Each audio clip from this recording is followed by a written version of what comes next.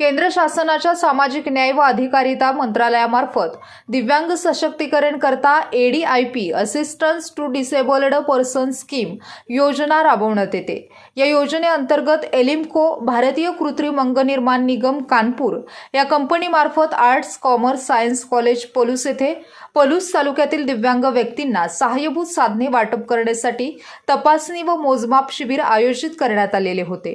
त्यामध्ये तपासणी व मोजमाप करण्यात आलेले एकूण 327 लाभार्थी असून त्यांना मंजूर साहित्याची एकूण संख्या 594 अशी आहे। त्यापैकी 462 इतके कृत्रिम अवयव व सहाय्यभूत साधने या पंचायत समिती कार्यालयाकडे प्राप्त झालेली असून अजून 132 इतकी सहाय्यभूत साधने प्राप्त होण्याची आहेत।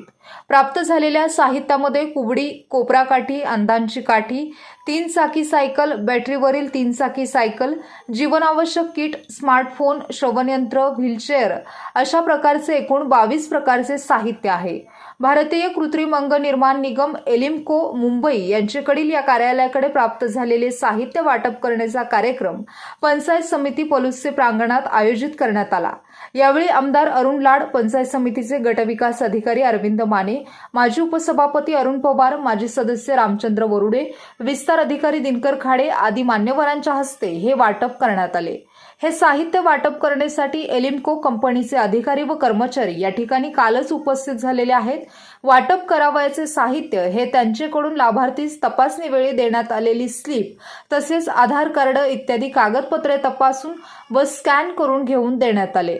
यावेळी गटविकास अधिकारी अरविंद माने म्हणाले, दिव्यांग बांधवांना विनंती करतो की केंद्र शासनाच्या सामाजिक न्याय व अधिकारिता मंत्रालयामार्फत दिव्यांग सशक्तीकरण करता राबवण्यात येत असलेल्या या योजनेअंतर्गत आपणास मंजूर आलेल्या कृत्रिम अवयव व सहाय्यभूत साधनांचा आपण स्वीकार करावा। कृत्रिम अवयव व सहाय्यभूत साधनांचे वाटप करण्याची प्रक्रिया साधारणपणे आज दिवसात पूर्ण होईल असे मत गटविकास अधिकारी माने यांनी व्यक्त केले।